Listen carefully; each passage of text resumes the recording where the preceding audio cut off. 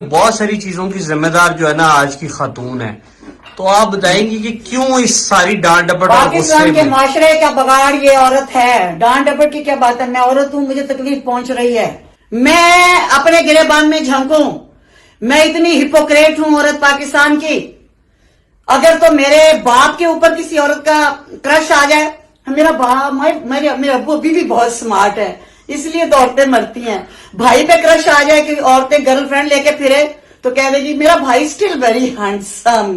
بیٹے پہ کرش کو گرل فرینڈ نہ چار لے کے پھرتا ہے، میرا بیٹا ہے ہی بڑا کیوٹ. جدو تیرے خسم نہ چار بیویاں پھر دیاں تو تینوں موت پی جاندی ہے نہ وہ کسی دا نہیں کوئی پتر لگتا. Why you are so hypocrite? عورت کو کچھ اپنا گریبان میں جاننا ہے کہ یہ ہر وقت مظلوم بنی پھرتی ہے.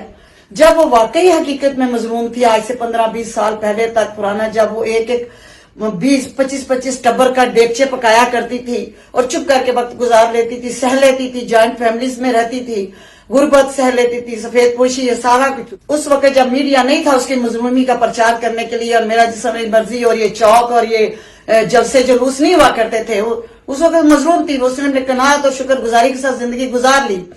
یہ جو 10-15 سال سے جو انہوں نے اپنے آپ کو انڈیا کے ڈرامے دیکھ دیکھ کے ماؤں نے، انہوں نے خیال بھی نہیں کیا کہ ہماری نسلیں